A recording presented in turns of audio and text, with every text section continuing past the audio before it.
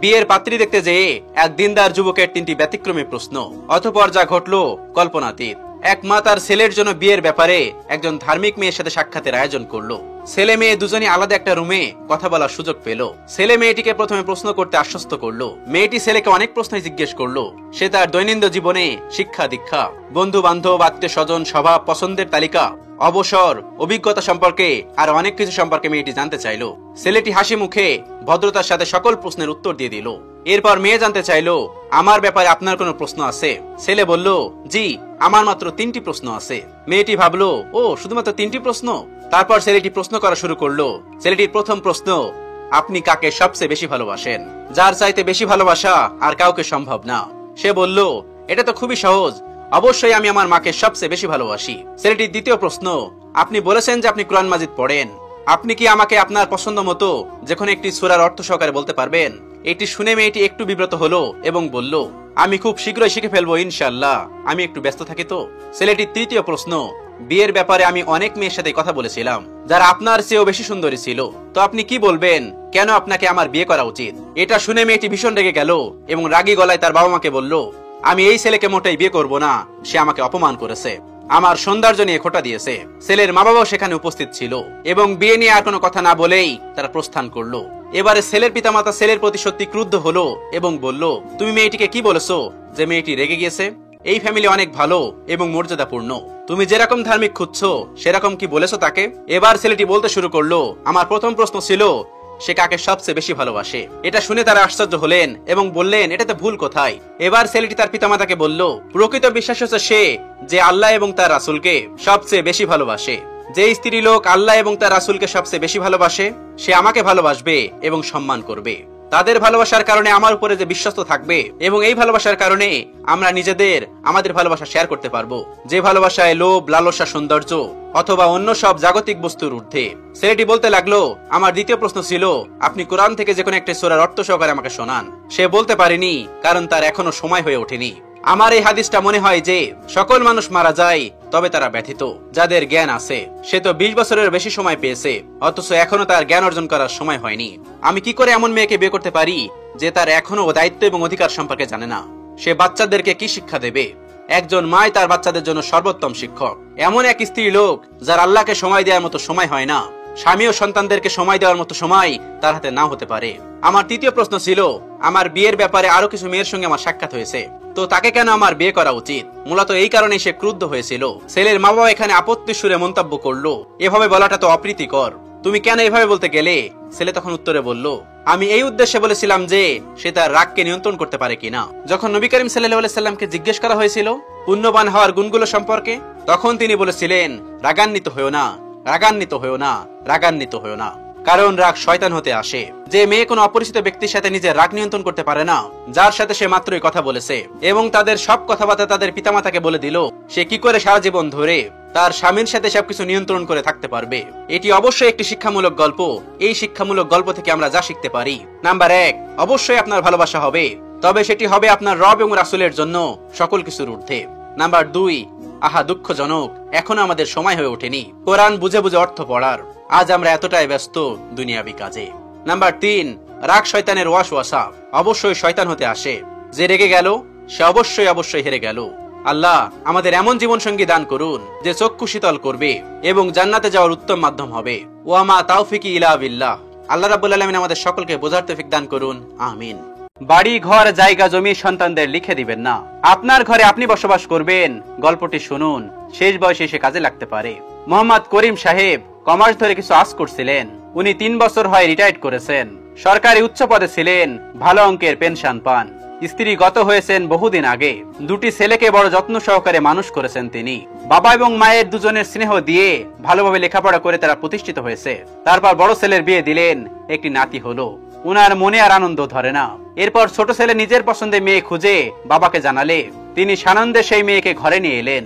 রিটায়ার্ডের আগেই বড় ছেলের বিয়ে হয়েছিল। তারপর ছোট বৌমা এলো। মোহাম্মদ করিম সাহেব এখন নাতিকে নিয়ে বেশ সময় কাটান, সংসারে অনেকটা ব্যয়ভার বহন করেন।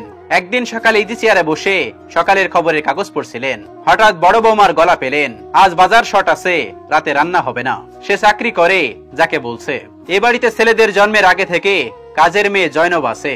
সে তার ছেলেদের থেকে বেশ কিছুটা বড়। জয়নব মাতৃহারা দুই ছেলেকে অপার স্নেহে আগলে রেখেছেন। সে বলল, ভাইজানরা কেউ এনে দেবে। বড় বৌমা বলে উঠলেন, কেন, বাবা তো বসেই আছেন, বাজারটা রোজ উনি করলেই পারেন।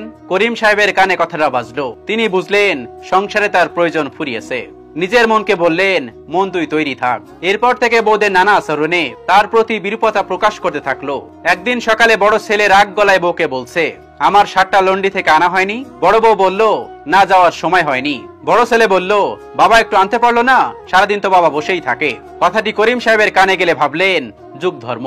এরপর একদিন এক ছুটির দিনে সকালে ব্রেকফাস্ট টেবিল এসে দেখলেন সবাই আগে ভাগে উপস্থিত। জয়নব প্লেটে গরম লুচি, আলু ভাজি আর সন্দেশ পরিবেশন করছে। বড় ছেলে বলল, বাবা একটা কথা ছিল। করিম সাহেব বুঝলেন এরা সকালে কিছু প্ল্যান করেছে। করিম সাহেব বলল, বল। বড় ছেলে বলল, জানো বাবা, কাল অফিসের কাজে গাজীপুর গিয়েছিলাম। কাজের ফাঁকে ওখানকার দর্শনীয় জায়গাগুলো দেখতে বেরিয়েছিলাম। দেখলাম নদীর ধারে স্বাস্থ্যকর পরিবেশে একটা সুন্দর বৃদ্ধাশ্রম চালু হয়েছে।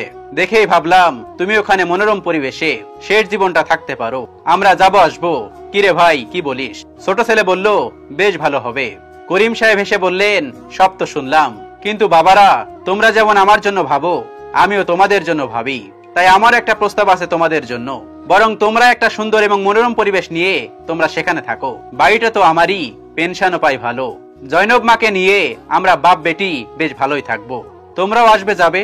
এইভাবে তিনি এক ছক্কায় বাজিমাত করে দিলেন। জয়নবকে বললেন, জয়নব মা, লুচিগুলো ঠান্ডা হয়ে গেল, গরম গরম নিয়ে আই তো।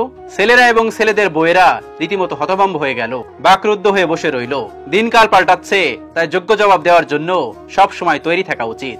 সন্তান যোগ্য হলে সবকিছু দিয়ে দিন, কিন্তু যোগ্য না হলে হিসাব করে সিদ্ধান্ত নিন, না হলে ভবিষ্যতে বড় বিপদে পড়তে হতে পারে। আল্লাহ রাব্বুল আলামিন আমাদের সবাইকে বোঝার তৌফিক দান করুন, আমিন। জীবনে কখনো কি কোনো মৃত মানুষকে গোসল করিয়েছেন? সুযোগ পেলে মৃতদের গোসল করাবেন। খুব কাছ থেকে দেখবেন মৃত মানুষের দেহটা কত অসহায় হয়।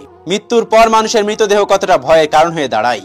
সুযোগ পেলে রাতে লাশ পাহারা দিবেন, তখন বুঝতে পারবেন মৃত্যুর পর প্রিয় মানুষের লাশ রাতের বেলা আপনার কাছে কত অদ্ভুত লাগে, কত ভয়ের কারণ হয়ে ওঠে, কত আতঙ্কের কারণ হয়ে যায়। সুযোগ পেলে মৃত মানুষের দেহে একটু হাত লাগিয়ে একটু স্পর্শ নিবেন, আপনি তখন উপলব্ধির সুযোগ পাবেন। এই পৃথিবীর বিশাল প্রভাব প্রতিপত্তি রেখে যাওয়া মানুষগুলো মৃত্যুর পর কত নির্যাতন রূপ ধারণ করে। সুযোগ পেলে আপনজনদের লাশ কবরে নামাবেন খুব আগ্রহ নিয়ে। শেষবারের মতো মৃতদেহের মুক্তি দেখার চেষ্টা করবেন এবং বরাবর উপলব্ধির চেষ্টা করবেন এই মৃতদেহের অনন্তকালে যাত্রার পথে এটাই আপনার সাথে তার শেষ দেখা। মাঝে মাঝে সময় পেলে কবরস্থানে গিয়ে নীরবে কিছুক্ষণ দাঁড়াবেন। এরপর মনে মনে চিন্তা করবেন জীবনের লাভ ক্ষতির হিসাবে এই মৃত মানুষগুলো এই পৃথিবীতে কি করে গেছেন, কাদেরকে রেখে গেছে, তাদেরকে স্মরণ করার জন্য কখনো কি এই কবরস্থানের আশেপাশে গেছে। আমাদের সবার শরীরে কম বেশি রক্তকণা আছে। এটা খুবই সত্য যে আমাদের শরীরের প্রতি রক্তকণা আমাদের খুবই গুরুত্বপূর্ণ বহন করে। অথচ আমাদের শরীর থেকে যদি কোনো রক্তকণা বেরিয়ে যায়, সেটার যেমন কোনো গুরুত্ব থাকে না, তদ্রূপ আমাদের দেহ থেকে প্রাণটা বেরিয়ে গেলে আমাদের শরীর ও অন্যের কাছে কোনো মূল্য থাকে না। আমাদের জীবনটা বড় বৈচিত্র্যময়। বেঁচে থাকতে আমরা এর জন্য ওর জন্য কত মায়া দেখাই, কত ভালোবাসা দেখাই। এ আমার ছেলে, ও আমার বোন, সে আমার ভাই, তো সে আমার বোন। অথচ মরে গেলে এই মানুষগুলো সবার আগে তোড়জোড় শুরু করবে। কিভাবে মৃতকে দাফন করা যায়, কত দ্রুত মৃতকে কবরস্থ করা যায়, সেই চিন্তায় সবাই তটস্থ থাকবে। আমাদের জীবনটা আসলেই সাময়িক। আমাদের এই সাময়িক জীবনটা 40, 50, 60 অথবা 70 বছরের মধ্যে সমষ্টি। অথচ আমরা এই জীবনে কখনো মৃত্যুর কথা না ভেবে কিভাবে অঢেল সম্পদ অর্জন করা যায় সেই চিন্তায় আমরা সর্বদা মগ্ন থাকি। ভিডিওটি অনেক শিক্ষামূলক। আল্লাহ রাব্বুল আলামিন আমাদের সবাইকে বোঝার তৌফিক দান করুন, আমিন। ছোট্ট একটি ছেলে কিন্তু খুব রাগী। বাবা কিছুতেই ছেলের রাগ নিয়ন্ত্রণে আনতে পারছেন না। একদিন বাবা ছেলেকে স্নেহের পরশে কাছে ডাকলেন। একটি পেরেক ভর্তি ব্যাগ দিয়ে বললেন, যতবার তুমি রেগে যাবে ততবার একটি করে পেরেক আমাদের কাঠের বাগানের বেড়াতে লাগিয়ে আসবে। এটি তোমার প্রতি আমার আদেশ। প্রথম দিনেই ছেলেটিকে 37টি পেরেক মারতে হয়েছে, কারণ সেদিন সে 37 বার রেগে গিয়েছিল। ক্রমশ উপলব্ধি করছিল তার রাগ অনেক বেশি। 37 বার পেরেক মারতে হয়েছে। আরো ভাবলো কষ্ট করে পেরেক মারার চেয়ে রাগ কমিয়ে দেওয়া সহজ। ছেলেটি পেরেক মারার কষ্ট লাঘব করতে রাগ নিয়ন্ত্রণে আনা শিখে গেল। ধীরে ধীরে পেরেক মারা কমতে থাকলো এবং অবশেষে একদিন তাকে আর একটি পেরেকও মারতে হলো না। বাবা বুঝলেন তার প্রিয় সন্তান রাগ নিয়ন্ত্রণে এনেছে। এবার তিনি তাকে প্রতিদিন বাগানের বেড়া থেকে একটি করে পেরেক তুলে ফেলতে বললেন। বাবার আদেশ পালন করলো ছেলেটি। পেরেক তোলা শেষ হয়ে গেলে তার বাবা তাকে সঙ্গে করে বাগানে নিয়ে গিয়ে কাঠের বেড়াটি দেখিয়ে বললেন, দেখো কাঠে পেরেকের গর্তগুলো এখনো রয়ে গেছে। কাঠের বেড়াটি আর কখনো আগের অবস্থায় আনা যাবে না। যখন তুমি রেগে গিয়ে কাউকে কিছু বলো, তখন তার মনে ঠিক এমন একটা আছর লেগে যায় যার কখনোই মোছা যাবে না। মানসিক ক্ষত অনেক সময় শরীরের ক্ষতর চেয়েও ভয়ঙ্কর। আজকাল স্টুডেন্টদের মধ্যে একটা সমস্যা আছে, আর সেটা হলো এরা সবাই ভালোবাসার জন্য পাগল হয়ে যাচ্ছে। এরা বলে তাদের নাকি সত্যিকারের প্রেম হয়ে গেছে। তাহলে আমি আপনাকে বলতে চাই, এই পৃথিবীতে প্রেম ভালোবাসা বলে কিছু হয় না, আর যদি হয় তবে তার সংখ্যাটা খুব কম। তাই আজকাল যা কিছু হচ্ছে এটা কেবলমাত্র অ্যাট্রাকশন। অ্যাট্রাকশন একটা প্রাকৃতিক জিনিস। আপনি ছেলে হলে মেয়ের প্রতি আর মেয়ে হলে ছেলের প্রতি এই অ্যাট্রাকশন থাকবেই, আর এই অ্যাট্রাকশনকে আমরা ভালোবাসার নাম দিয়ে দেই। সত্যি কথা বলতে আপনার কোনো লাভ হয়নি। কেউ যদি আপনাকে বলে আমি আপনাকে অনেক ভালোবাসি, তবে সেটা পরীক্ষা করে দেখুন। যেমন আপনি বলুন আপনার শরীর অসুস্থ এবং আপনি বেশি দিন বাঁচবেন না, দেখবেন কিছুদিন পর সে কোনো অজুহাতে আপনাকে ছেড়ে চলে যাবে। কিন্তু এই একই কথা আপনার মা বাবাকে বলে দেখুন, দেখবেন তারা আপনাকে মেনে নিবে। আর যদি প্রয়োজন হয় এরা আপনার জন্য নিজেদেরও বিক্রি করে দিবে। আর এটাই হলো রিয়েল লাভ। আর আজ লোক অ্যাট্রাকশনকে লাভ মনে করছে, আর এর জন্য নিজের জীবনকে নষ্ট করে দিচ্ছে। আর এই সব কিছু আপনি ভুল করছেন। আপনার ক্যারিয়ার ছেড়ে যদি আপনি এই সব কিছু করেন, তাহলে আপনার জীবনটাই নষ্ট হয়ে যাবে। আপনি যে সম্পর্কই তৈরি করেন, আপনার স্কুল, কলেজ কিংবা কোচিং এ, এর কোনো সম্পর্কই পার্মানেন্ট সম্পর্ক হতে পারে না। আপনি যদি আপনার গার্লফ্রেন্ড বা বয়ফ্রেন্ডকে বিয়ে করেন, তাহলে সেটা আপনার জন্য বেস্ট হবে। কিন্তু আপনার মা বাবা যাকে পছন্দ করবে, সেটা আপনার জন্য ইউনিক হবে। আপনি যদি বেস্ট পছন্দ করেন, তাহলে আপনি নাম্বার 1 হবেন। আর আপনি যদি ইউনিক পছন্দ করেন, তাহলে আপনি ইউ উইল অনলি 1 হবেন। আর আপনার যদি ভালোবাসতে হয়, তাহলে আপনার বইকে ভালোবাসুন, আপনার কাজকে ভালোবাসুন। কারণ এরা কখনোই আপনাকে ধোকা দিবে না, কিছু না কিছু অবশ্যই দিয়ে যাবে। দিনে সবার জন্য 24 ঘন্টা, এমন না যে কেউ বেশি সময় পায়। কিন্তু এই 24 ঘন্টায় কেউ ভালোবেসে পতি হয়ে যায়, আবার কেউ পরিশ্রম করে কারোর পতি হতে চায়। এখন আপনি ভেবে দেখুন আপনি কি হতে চান। কখনো কোনো ড্রিম গার্ল, ড্রিম বয়ের জন্য নিজের বাবা মার ড্রিমকে নষ্ট করবেন না। আজ আপনি যেটাকে খুশি মনে করছেন, সেটা কোনো খুশি নয়। সত্যি কথা বলতে কোন স্টুডেন্ট এখনো খুশি দেখেইনি। খুশি আপনি কবে পাবেন জানেন? যেদিন আপনি প্রথম স্যালারি পাবেন, কিংবা আপনি যেদিন প্রথম বিজনেস স্টার্ট করবেন, সেটাও কিন্তু খুশি নয়। কিন্তু যখন আপনি আপনার প্রথম স্যালারি পেয়ে আপনার স্যালারিটা আপনার মায়ের হাতে দিবেন, তখন আপনার চোখে পানি থাকবে। তখন আপনি ফিল করবেন সেই মায়ের আঙুল ধরে পথ চলা শুরু হয়েছিল, সেই মায়ের হাতেই আমি আমার প্রথম ইনকাম তুলে দিয়েছি। আর তখনই আপনি সত্যিকারের খুশিটা ফিল করবেন। আর যখন আপনি ইনকাম করা শুরু করবেন, তখন বুঝবেন লক্ষ টাকার কোনো মূল্য নেই সেই 1 টাকার পিছনে। যখন আপনার মা স্কুল যাওয়ার সময় আপনার হাতে দিত, একটু ভালোভাবে মা বাবার চোখের দিকে তাকিয়ে দেখুন। এটাই হলো আয়না, যেখানে সন্তান কখনো বৃদ্ধ হয় না। সবশেষে এটাই বলবো, জীবনে কখনো অহংকার আসতে দেবেন না, কারণ অহংকার অনেক খারাপ জিনিস। ছাদের অনেক অহংকার ছিল তার ছাদ হবার, আর যখনই তার উপর ঘর তৈরি হয়, তখন সে মেজে হয়ে যায়। তাই অহংকার করবেন না। যেদিন থেকে আপনার ভিতর অহংকার আসা শুরু করবে যে আমি বড় হয়ে গেছি, অনেক কিছু জেনে নিয়েছি, অনেক কিছু পড়ে নিয়েছি, আমি অনেক বেশি সাকসেসফুল হয়ে গেছি, সেদিন আপনি কোনো কবরস্থানে গিয়ে দেখে আসবেন আপনার থেকেও অনেক সেরা মানুষ আজ মাটির সঙ্গে মিশে গেছে। তাই জীবনে কখনোই অহংকার করবেন না। আল্লাহ রাব্বুল আলামিন আমাদের সবাইকে বোঝার তৌফিক দান করুন, আমিন। লন্ডনের এক রেস্টুরেন্ট মালিক প্রতি বছর হজের আগে তার রেস্টুরেন্টের কর্মচারীদের একজনকে রেস্টুরেন্টের খরচে হজে পাঠান। কাকে পাঠানো হবে সেটা নির্ধারণ করা হয় লটারির মাধ্যমে। ছোট ছোট কাগজে কর্মচারীদের নাম লিখে এক জায়গায় রাখা হয়। তারপর সেখান থেকে একটা কাগজ তোলা হয়, যার নাম উঠবে সেই সৌভাগ্যবান যাকে ফ্রিতে হজে পাঠানো হবে। তো এমনি এক বছর হজের 3 মাস আগে রেস্টুরেন্টে লটারির আয়োজন চলছে। চারদিকে টান টান উত্তেজনা, কার নাম উঠবে, কে হবে সেই সৌভাগ্যবান, সেটা জানার জন্য কারোর আর তর সইছে না। সে বছর মুরাদ নামে এক কর্মচারীর নাম ওঠে।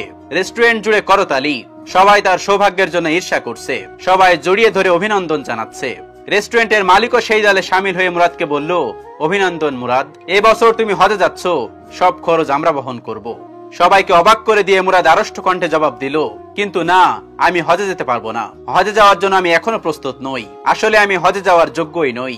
মালিক জিজ্ঞেস করলেন, তুমি এখনো প্রস্তুত নও মানে কি?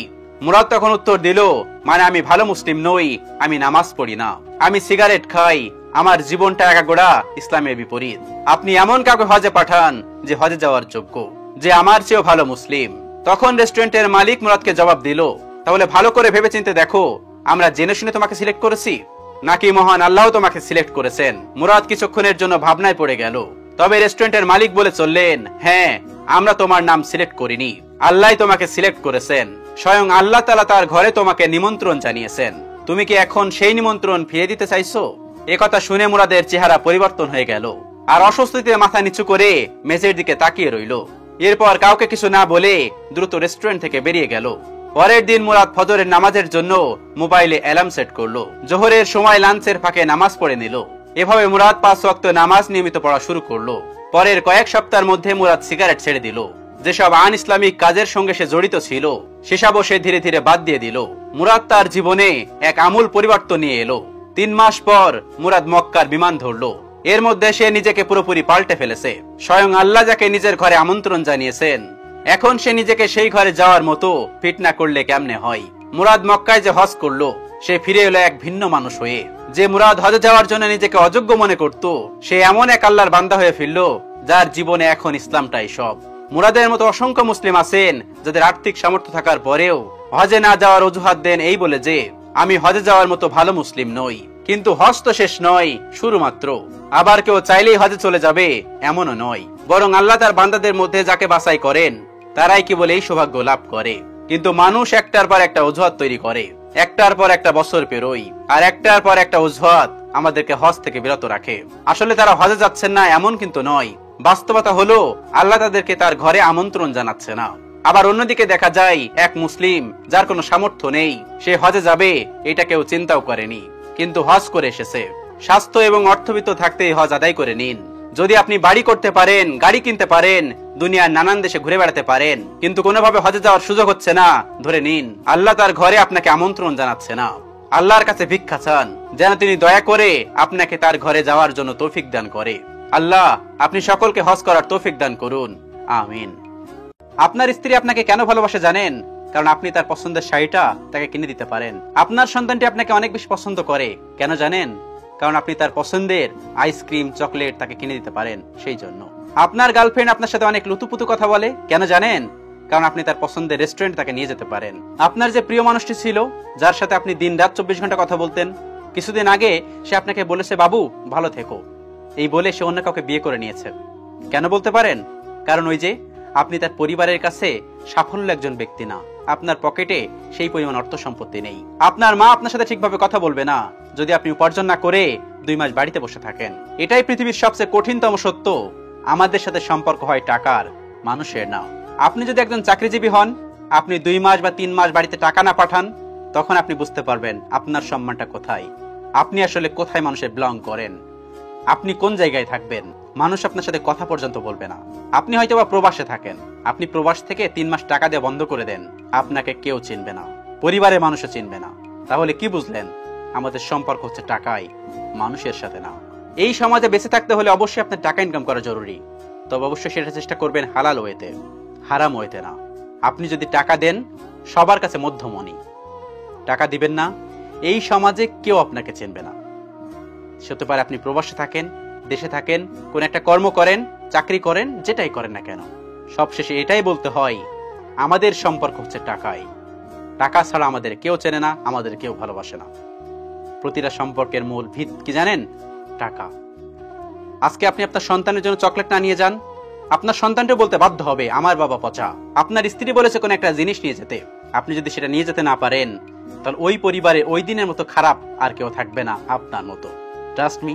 আপনার ভাই বলেছে কোন একটা কিছু নিয়ে আসতে, আপনি নিয়ে আসতে পারেননি, সেটার খোঁটা অবশ্যই আপনাকে শুনতে হবে, সেটার গ্লানি অবশ্যই আপনাকে নিতে হবে। আপনার মা বলেছিল কিছু একটা লাগবে, যদি দিতে না পারেন তাহলে খোটার কোনো শেষ নেই, গ্লানির কোনো শেষ নেই। আপনার মা বলেছিল মেডিসিন আনতে বা কোনো কিছু আনতে, আপনি ভুলে গেছেন, কোন একটা কারণে ভুলে গেছেন। আপনার মা এটাও বলতে বাধ্য হবে সপ্তাহে স্ত্রী সন্তানের পিছনে ব্যয় করছিস, আমার জন্য কি করছিস। হায় সমাজ, হায় মানুষ। কে বুঝলেন?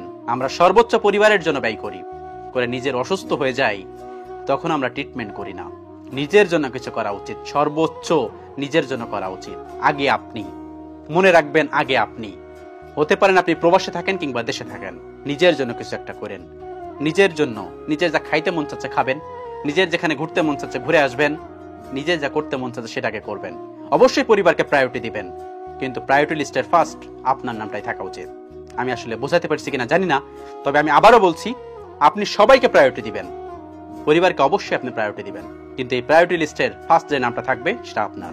কোথাও ঘুরতে মন চাচ্ছে ঘুরে আসুন, কিছু খাইতে মন চাচ্ছে খেয়ে ফেলুন, আপনি অসুস্থ ট্রিটমেন্ট করান। কারণ এই সমাজে আপনি যদি টাকা নিয়ে দিতে পারেন, আপনাকে কিন্তু কেউ চিনবে না, বিশ্বাস করুন কেউ চিনবে না। সেজন্য প্রিয়জন হওয়া দরকার, প্রিয়জন হন নিজের, কারণ আপনার প্রয়োজন কিন্তু কেউ নেই। কারণ এই সমাজ টাকা ছাড়া কিছুই চেনে না, এই মানুষ, এই আপনজন, এই কাছের মানুষ টাকা ছাড়া কিছুই বোঝে না। বুঝতে পেরেছেন? সেজন্য টাকা ইনকাম করুন, তবে অবশ্যই হালাল ওয়েতে ইনকাম করবেন। আল্লাহ রাব্বুল আলামিন আমাদের সবাইকে বোঝার তৌফিক দান করুন, আমিন। বহুদিন আগে আমার বাবা তার খালি জমিতে একটা গরিব পরিবারকে থাকতে দিয়েছিলেন। বেশ কয়েক বছর পর বাবা বাড়ি করার জন্য জমিটা ছাড়তে বললে তারা ছাড়তে রাজি হলো না। পরে অনেক কসরত করে টাকা পয়সা দিয়ে তাদেরকে সরানো হলো। শুনে যা বুঝলাম তা হলো, একটা জমিতে কেউ যদি অনেকদিন থাকে তাহলে সেখানে নাকি তার অধিকার জন্মে যায়। আমি তো অবাক, কথাটি শুনে আমি তো একদম অবাক। তা না উল্টো দখল করে বসে আছে। ভাবলাম হয়তো জমির ব্যাপার তো, তাই লোভ সামলাতে পারিনি। আমি যেখানে থাকি সেখানে এক রিক্সাওয়ালা আছে, আমার দেশি। বাজারে সে থাকলে আমি তার রিক্সাতেই আসি। বাজার থেকে আমার বাসা পর্যন্ত ভাড়া 40 টাকা ফিক্সড, তবে আমি নিয়মিত 50 টাকা দিতাম। একদিন আমার কাছে 45 টাকা ছিল, ওই টাকাটা দিলাম। টাকাটা দেওয়ার সাথে সাথে একরকম চিৎকার করে উঠলো, আর 5 টাকা। আমি কিছুক্ষণ চুপ থেকে বললাম, ভাড়া তো 40 টাকা, বাকি 5 টাকা ফেরত দেন। লোকটা হেসে বলল, না সবসময় 50 টাকা দেন তো, তাই। ভাবলাম থাক, গরিব মানুষ তো, তাই এমন করলো। আমার এক প্রতিবেশী রোজ বাচ্চাকে স্কুলে দিতে যায়। তার গোয়ালাটা সে ফেরার আগেই দুধ নিয়ে আসে। সে বাড়িতে না থাকায় সেই দুধ নেওয়ার দায়িত্বটা আমার কাজের লোকের উপর পড়ে। প্রতিবেশী হিসাবে এটুকু উপকার তো করতেই হয়। একদিন আমার কাজের লোকটি কোথাও একটি কাজে বেড়াতে গেছে, দুধটা নেওয়া হয়নি। আমি বাসায় ফেরার পর উনি এসে বলল, আপনার কাজের লোক কোথায়? আমি বললাম একটু বেড়াতে গেছে। তিনি তখন বলল, আমাকে আগে বলল না? এখন দেখেন তো আমার ছোট্ট ছেলেটি কি খাবে। আগে বললে আমি অন্য কাউকে দায়িত্ব দিতাম। আমি তখন বললাম, ও হয়তো ভুলে গেছে। তিনি তখন বললেন, না যাই বলেন, কোনো দায়িত্ব নিলে ঠিকভাবে পালন করতে হয়। আমি তখন বললাম, ও হয়তো আপনার এই দায়িত্বের জন্য উপযুক্ত পারিশ্রম পায় না, তাই একটু অবহেলা করেছে। আপনি বরং দায়িত্বটা অন্য কাউকে দিয়েন। সে কিছুক্ষণ আমার দিকে তাকিয়ে থেকে গটগট করে হেঁটে চলে গেল। ভাবলাম অল্প শিক্ষিত মহিলা তো, তাই আর কি। আমার এক কলিগ গর্ভবতী হয়ে অফিসে কাজ করেন। আমি তার কষ্ট দেখে তার একটা কাজের দায়িত্ব নিজে থেকে নিলাম। সে মাতৃত্বকালীন ছুটিতে গেল, সে ফিরেও এলো। তাকে কাজটি ফিরে দিতে চাইলে সে গড়িমেশি শুরু করলো। ভাবটা এমন যে কাজটি আমারই ছিল। এবার ভাবনাটা বদলালাম। আসলে মানুষ একটা সুবিধা বেশি দিন ভোগ করলে সেটা তার অধিকার ভেবে নেয়, ভুলে যায় ইটস ফ্যাসিলিটি নট রাইট। তাই শুধু সুবিধা দেওয়া নয়, নেওয়ার ক্ষেত্রেও সাবধান থাকতে হবে। হিউম্যান বিহেভিয়ার খুব অদ্ভুত, এটা প্রায় সবার ক্ষেত্রেই কাজ করে। টিউশনি করানোর সময় আন্টি প্রতিদিন নাস্তা দিতেন। হঠাৎ 2-3 দিন নাস্তা না দেওয়াই আমার খুব খারাপ লেগেছিল। আরে নাস্তাই দিল না। পরে অবশ্য আমার নিজের আচরণে আমি নিজে অবাক হই। আমার সাথে তো কখনো অভিভাবকের নাস্তা নিয়ে চুক্তি হয়নি। তারা তো আমার নাস্তা দিতে বাধ্য নন, বরং নাস্তা দেওয়ার জন্য তাদের প্রতি আমার কৃতজ্ঞতা প্রকাশ করা উচিত ছিল। কোনটা অধিকার আর কোনটা অতিরিক্ত পাচ্ছি সেটা বোঝা জরুরি। আল্লাহ রাব্বুল আলামিন আমাদের সবাইকে বোঝার তৌফিক দান করুন, আমিন। প্রবাসীরা দেশে আসার সময় এই ভুলগুলো কখনোই করবেন না। একটানা 4 বছর বিদেশ ছিলাম, এবার বাড়িতে যাব। তখন সেই প্রবাসী তার স্ত্রীকে ফোন দিয়ে বলতেছে, আমি সামনের মাসে বাড়িতে আসবো, তোমাদের কার কি লাগবে আমাকে জানিও। স্ত্রী তখন বলতেছে, আল্লাহ তাহলে তোমাকে ছুটি দিয়েছে। শোনো, আমার জন্য একটা নেকলেস আর 2টা স্বর্ণের চুড়ি নিয়ে আসো। আর কি লাগবে না লাগবে পরে তোমাকে জানাবো। স্বামী তখন বলতেছে, ঠিক আছে তুমি স্লিপ করো, কার কি লাগবে আমাকে জানিও। বোন ফোন করে বলল, ভাই তুই নাকি সামনের মাসে বাড়িতে আসবি? ভাই বলল, হ্যাঁ আমি সামনের মাসে বাড়িতে আসবো। বোন বলল, আমি এই জন্যই তোকে ফোন দিয়েছি। বোন বলল, আমি মায়ের সাথে কথা বলে নেই, তারপর আমি জানাচ্ছি আমার কি কি লাগবে। কেনাকাটা করতে তো অনেক সময় লাগে, তাই ভাই সবার কাছে জিজ্ঞাসা করতেছে কার কি লাগবে। বোন তখন মায়ের কাছে গেল। মা তখন বলল, কি কি লাগবে তুই বলেছিস? মা তখন বলল, না পরামর্শ করে নেই তোমার সাথে, তারপর আমি ভাইকে বলবো। মা তখন বোনকে বলল, ও তো সবকিছু শ্বশুর বাড়িতে পাঠিয়ে দেয়, তোর যা কিছু দরকার তুই সবকিছু ওর কাছ থেকে আদায় করে নিবি। প্রয়োজনে তুই বেশি বেশি বলবি, যা নিতে পারিস ওর কাছ থেকে। যেটা তোর লাগবে না তাও বলবি, দরকার হয় আলমারি ভর্তি করে রাখবি, তাও যেটা তোর লাগবে না সেটাও বলবি। দরকার হয় তুই সেগুলো পরে ব্যবহার করবি। তখন বোন মাকে বলল, ঠিক আছে মা, আমি ভাইকে ফোন দিচ্ছি। তারপরে বোন ভাইকে ফোন দিল। ভাই বলল, বল তোর কি লাগবে বোন আমার। বোন বলল, ভাই আমার জন্য একটা চেন আনিস, 2টা কানের দুল আনিস। আমার স্বামীর জন্য একটা ঘড়ি নিয়ে আসিস, আর সামনে যত শীত তাই আমাদের জন্য 2টা কম্বল নিয়ে আসিস। ভাই তখন বলল, 2টা কম্বল দিয়ে কি করবি? একটা কম্বল আনলেই তো হয়। তখন বোন বলল, একটা এই শীতে গায়ে দিব আর একটা তুলে রাখবো। তখন ভাই বলতেছে, ঠিক আছে, আর কিছু লাগবে? বোন তখন বলতেছে, ভাই এখন তার কিছু মনে পড়তেছে না, যদি মনে পড়ে তাহলে পরে তোকে ফোন দিয়ে জানাবো। ভাই তখন বলল, ঠিক আছে, পরে ফোন দিয়ে জানাস। সেই প্রবাসী তখন চিন্তা করতে লাগলো, বউয়ের জন্য নেকলেস, কানের দুল, বোনের জন্য কানের দুল, সবকিছু মিলাই 6 থেকে 7 ভরি শুধু গহনাই লাগবে। যেহেতু গহনার মূল্য 1 লাখ টাকা, তাহলে 6 থেকে 7 ভরি গহনার মূল্য 7 থেকে 8 লাখ টাকা। এদিকে আমার আকাময় লাগাইতে হবে, তারপর আবার টিকিটের টাকা আছে, আরো জিনিসপত্রের দাম আছে। তাহলে হয়তো আমার এবছর আর যাওয়া হবে না। আরো 1 বছর ইনকাম করে টাকা জমিয়ে তারপর আমার দেশে যেতে হবে। অনেক আশা করেছিলাম এবছর আমি দেশে যাব, কিন্তু পরিবারের চাহিদার কাছে আমার আশাটা হার মেনে গেল। বউ তখন ফোন দিয়ে বলল, কি ব্যাপার, তুমি তো এই মাসে দেশে আসতে চেয়েছিলে, তো কিছুই তো জানালে না। সেই প্রবাসী তখন চিন্তা করলো, বউয়ের কাছে সত্যি কথা বলা যাবে না, তাই সে বুদ্ধি করে বলল, এই কুরবানির ঈদে বস কাউকে ছুটি দেবে না, সবার ছুটি ক্যান্সেল করে দিয়েছে। বউ তখন বলতেছে, তোমার কত তালবাহানা শুনতে হয়, এই বছর আসো আর সামনের বছর আসো, আমি যা যা বলেছি আমার সবকিছু নিয়ে আসতে হবে। প্রবাসী স্বামী তখন বলতেছে, ঠিক আছে, আমি সবকিছু তোমার জন্য নিয়ে আসবো। 1 বছর পর প্রবাসী ছেলে তার মাকে ফোন দিল, সালাম দিল, মা ওপাশ থেকে সালামের উত্তর দিল। মা তখন বলল, কিরে বাবা, তুই না দেশে আসবি, কবে আসবি? ছেলে তখন বলল, আমি আসছি মা, সামনের মাসে 15 তারিখে আমি দেশে আসবো। মা, সবার জন্যই তো কিছু না কিছু আনতেছি, তোমার জন্য কি নিয়ে আসবো? মা তখন বলতেছে, আমার জন্য কিছুই লাগবে না, সবাই যা যা বলছে সেগুলোই আনিস তাহলেই হবে। তোর বোন যা যা চাইছে সবকিছুই নিয়ে আসিস বাবা। তখন ছেলে বলতেছে, ঠিক আছে মা, নিয়ে আসবো। তারপর ছেলে দেশে আসলো। দেশে আসার পর সবাইকে সবকিছু দিল, কিন্তু কারো সেগুলো পছন্দ হলো না। এই হচ্ছে প্রবাসীদের জীবন, এই হচ্ছে প্রবাসীদের কপাল। আমি প্রবাসী ভাইদেরকে বলতে চাই, আপনারা সবাইকে সবকিছু দিবেন ঠিক আছে, তবে নিজেকে নিঃস্ব করে নয়, নিজেকে পথে বসিয়ে সবাইকে খুশি করতে যাবেন না। বিনিময়ে আপনি শুধুমাত্র কষ্টই পাবেন, তাদের কাছে কোনো মূল্য পাবেন না। সকল প্রবাসী ভাইদের জন্য রইলে আমার অফুরন্ত ভালোবাসা। আল্লাহ রাব্বুল আলামিন আমাদের সবাইকে বোঝার তৌফিক দান করুন, আমিন। আমি একদিন টাকাকে জিজ্ঞেস করলাম, টাকা, তুই সামান্য কাগজের টুকরা, তারপরও তোর এত ডিমান্ড কেন? টাকা আমাকে হেসে উত্তর দিল, হ্যাঁ আমি কাগজের টুকরা, তারপরও কিন্তু আমাকে ডাস্টবিনে পাওয়া যায় না। আমার পরিচয় কোনো পাগলকেও দিতে হয় না যে আমি টাকা। কোনো পাগলকে কি কখনো টাকা ছিঁড়তে দেখেছেন? পাগলের এক হাতে টাকা থাকবে আর এক হাতে কাগজ। পাগল ওই কাগজটাই ছিঁড়বে, কিন্তু টাকা কখনোই ছিঁড়বে না, কারণ পাগলও জানে এই দুনিয়াতে টাকা ছাড়া কিছুই হয় না। টাকা এমন এক মূল্যবান জিনিস, যার জন্য পা ধরতে দেখেছি, যার জন্য অপমানিত হতে দেখেছি, যার জন্য মানুষের বিভেদ সৃষ্টি হতে দেখেছি। টাকার জন্য মানুষকে চিকিৎসা করে মৃত্যুর মুখ থেকে ফিরতে দেখেছি, আবার টাকার অভাবে মানুষকে চিকিৎসার অভাবে মরতেও দেখেছি। এই টাকার জন্য পৃথিবীর এক প্রান্ত থেকে অন্য প্রান্ত পর্যন্ত ঘুরতে দেখেছি। এই টাকার এতটাই পাওয়ার যে অনেকে এই টাকার জন্য সুইসাইড করে, আবার অনেকে এই টাকার জন্য নতুন জীবন ফিরে পায়। সবই টাকার খেলা। এই টাকার জন্য মানুষকে উচ্চ শিক্ষিত হতে দেখেছি, আবার এই টাকার জন্য মানুষকে মূর্খ হতে দেখেছি, আবার এই টাকার জন্য মানুষকে হসপিটালে মরতে দেখেছি, আবার এই টাকার জন্য মানুষকে হসপিটাল থেকে নতুন জীবন ফিরে পেতে দেখেছি। টাকার জন্য অনেক সম্পর্ক বিচ্ছিন্ন হয়ে যায়, আবার টাকার জন্য অনেক ভাঙা সম্পর্ক জোড়া লাগতে দেখেছি। টাকার জন্য 18 বছরের মেয়েকে 65 বছরের বৃদ্ধকে বিয়ে করতে দেখেছি, আবার টাকার জন্য 18 বছরের ছেলেকে 45 বছরের বৃদ্ধাকে বিয়ে করতে দেখেছি। টাকা ভাগাভাগি নিয়ে যুদ্ধ, বাবা মাকে বৃদ্ধাশ্রমে যেতে দেখেছি, আবার টাকার জন্য বৃদ্ধ বাবা মাকে নিয়ে পৃথিবী ঘুরতে বেরিয়েছে, আবার এমন মানুষও দেখেছি। টাকা দিয়ে মানুষকে ফ্ল্যাট কিনতে দেখেছি, আবার টাকার জন্যই মানুষকে ফ্ল্যাট বিক্রি করতেও দেখেছি। টাকার জন্য মানুষকে ব্যাংক থেকে লোন নিতে দেখেছি, আবার টাকার জন্য ব্যাংকে দেউলিয়া হতে দেখেছি। সবই টাকার খেলা, সবই টাকার খেলা। টাকার জন্য মানুষকে সুখ দিতে দেখেছি, আবার টাকা ভুলতে না পেরে সুদখোরকে স্ট্রোক করে মরতে দেখেছি। টাকা দিয়ে 5 স্টার 7 স্টার হোটেলে খেতে দেখেছি, আবার টাকার জন্য ধুকে ধুকে না খেয়ে মরতে দেখেছি। টাকার জন্য বাসর সাজাতে দেখেছি, আবার টাকার জন্য সংসার নষ্ট হয়েছে এমনও দেখেছি। টাকার জন্য পাগলকে সুস্থ হতে দেখেছি, আবার টাকার জন্য সুস্থ মানুষকে পাগল হতে দেখেছি। টাকার জন্য মন ভালো হতে দেখেছি, আবার এই টাকার জন্য মন খারাপ হতে দেখেছি। টাকার জন্য মানুষকে বিয়ে করতে দেখেছি, আবার টাকার জন্যই মানুষকে ডিভোর্স দিতে দেখেছি। সবই টাকার খেলা, হ্যাঁ সবই টাকার খেলা। টাকা ছাড়া এমন কোন কাজ আছে যেটা আপনি করতে পেরেছেন? টাকা ছাড়া এমন কোন কাজ আছে যেটা আপনি করেছেন? টাকা ছাড়া এমন কোন জিনিস নেই যে আপনি করতে পারবেন। টাকা ছাড়া এমন কোন জিনিস নেই যে আপনি কিনতে পারবেন। টাকা ছাড়া পৃথিবীর আসলে কোনো কিছুই সম্ভব না। আপনারা যে যে জায়গা থেকে অবস্থান করছেন, পরিশ্রম করে যান, সফলতার দিকে এগিয়ে যান। আস্তে আস্তে আপনার সফলতার কাঙ্ক্ষিত দ্বার প্রান্তে যখন পৌঁছে যাবেন, তখন অবশ্যই সফলতায় পৌঁছালে আপনার পিছনে টাকা পয়সা ধন দৌলত সবই দৌড়াবে। তাই বলবো, প্রত্যেকের জায়গা থেকে টাকা ইনকাম করুন, কিন্তু সেটা হালাল কি হারাম সেটা বাজ বিচার করে নেবেন। আমাদের চলতে গেলে টাকার প্রয়োজন আছে। টাকা ছাড়া পৃথিবী অন্ধকার। টাকা ছাড়া পৃথিবীর কোনো কিছু খুঁজে পাওয়া যায় না। টাকা ছাড়া পৃথিবীর কোনো কিছু সম্ভব না। তাই আমাদের অসম্ভবকে সম্ভব করতে হলে টাকা ইনকাম করতে হবে, এবং যে যতটুকু ক্যাপাবিলিটি থেকে এগিয়ে যান। এবং অবশ্যই আপনারা পরিবার পরিজনকে নিয়ে টাকা পয়সা ধন সম্পদ সবকিছু কিনে আপনারা সুখে থাকবেন। তবে একটা কথা, টাকা ইনকাম করতে গেলে যে যে জায়গা থেকেই করুন না কেন, হালাল এবং হারাম এটা বাজ বিচার করে নেবেন। আল্লাহ রাব্বুল আলামিন আমাদের সবাইকে বোঝার তৌফিক দান করুন, আমিন। প্রিয় সন্তান, আমি এখন বার্ধক্যে উপনীত হয়েছি। আশা করি তুমি আমাকে বুঝবে এবং তুমি আমার সাথে ধৈর্যশীল হবে।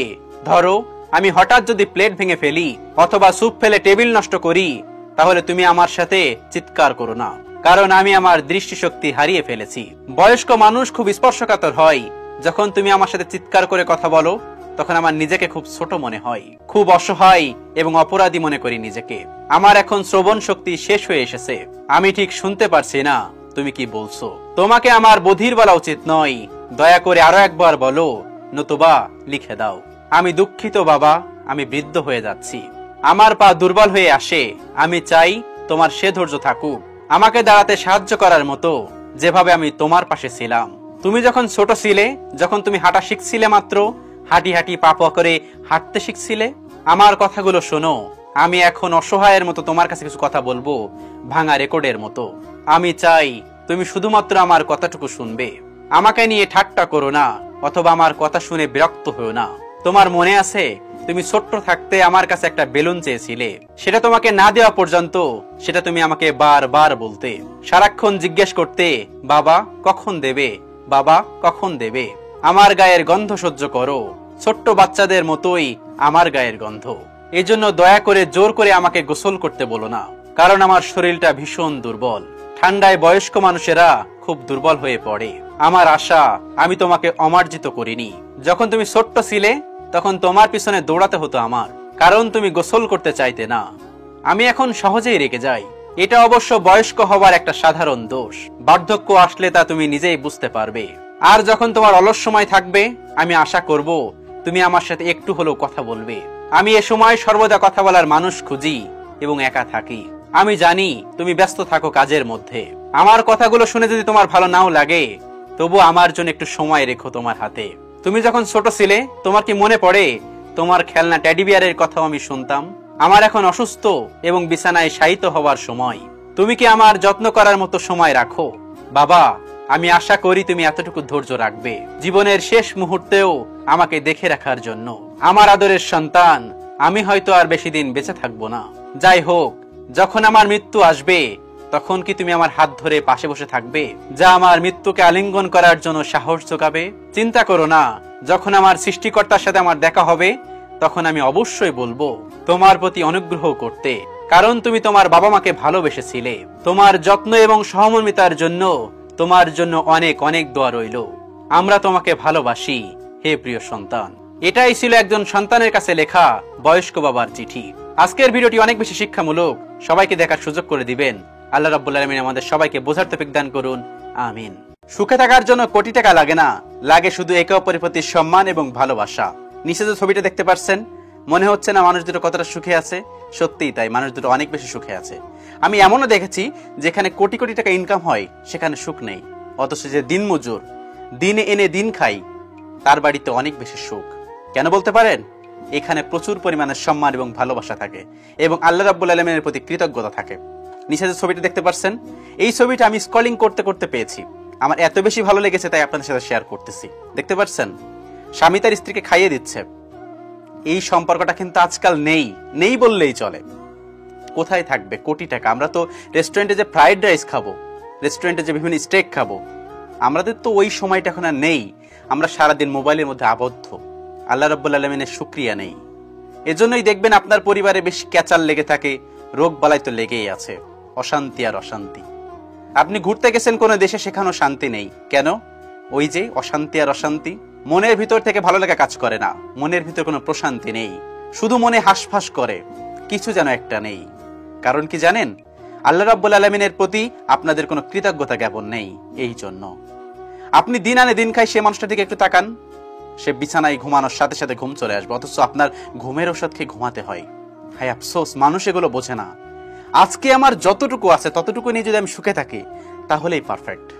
আজকে স্বামী স্ত্রীর ভিতর অনেক বেশি ডিভোর্স কেন হচ্ছে জানেন? কারণ ওই যে নিজেদের প্রতি সম্মান এবং ভালোবাসাটা নেই। আপনি কয়জন দিনমজুরের কথা শুনেছেন যে ডিভোর্স হচ্ছে? শুনেছেন? খুব কম হয়, তবে খুব রেয়ার। কিন্তু অনেক বেশি কোটিপতি, তাদেরই কিন্তু এই সমস্যাটা হয়। বৃদ্ধাশ্রমে কয়জন বাবা মা দেখেছেন গরিবের বাবা মা আছে? অধিকাংশই তো কোটিপতির বাবা মা না। যারা অন্যকে জ্ঞান দেয় তাদের বাবা মাই থাকে, যারা অনেক বেশি টাকা অন্যকে দান করে তাদের বাবা মাই থাকে। অবাক করা বিষয়। এই জন্য সুখে থাকার জন্য কোটি টাকা লাগে না, সুখে থাকার জন্য একে অপরের প্রতি বিশ্বাস, ভালোবাসা এবং সম্মান লাগে। সেটাই তো নেই।